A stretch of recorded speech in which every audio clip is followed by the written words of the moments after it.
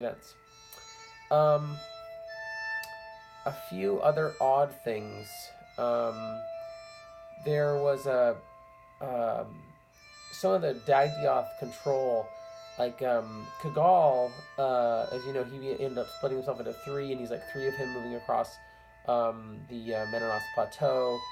Um, he does eventually sort of re-become one and ends up being one, and then sometimes three, and sometimes five, and then at one point he's even like seven people at a certain point. They've observed him. He seems to be doing very well and getting much stronger.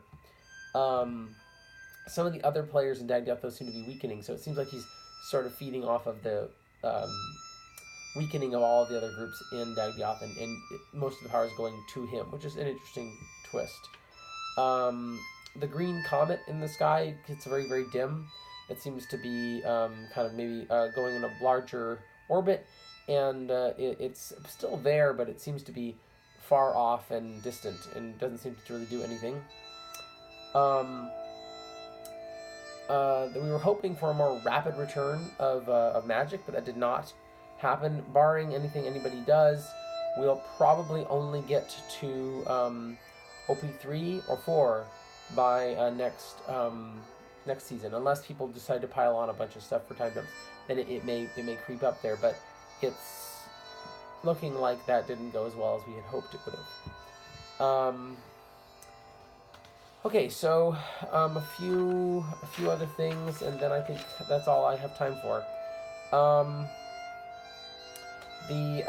There's some weird rumors from the west where they were colonizing out there of like ships, like broken up ships showing up and the kinds of things. So people want to pile on and like investigate that. That'd be interesting.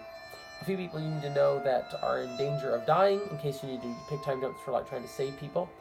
A few people, I already told you a few people are going to get killed just in general, but a few are that you need to know is that Sen is definitely gets killed in this next time jump unless people take action.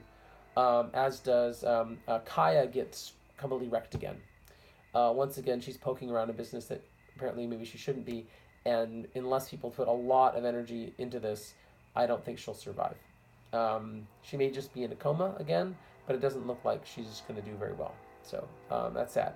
So another big rough situation for her.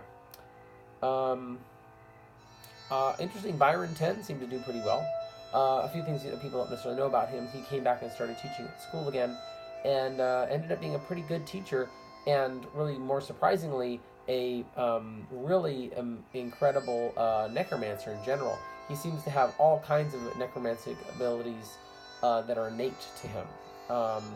And he seems to have the ability to control undead without really even trying.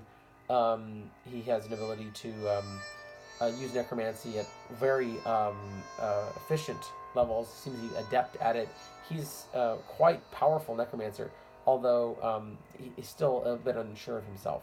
So he seems to be doing pretty good, and has taken on some apprentices who are really actually more like his teachers, training him to be a better teacher.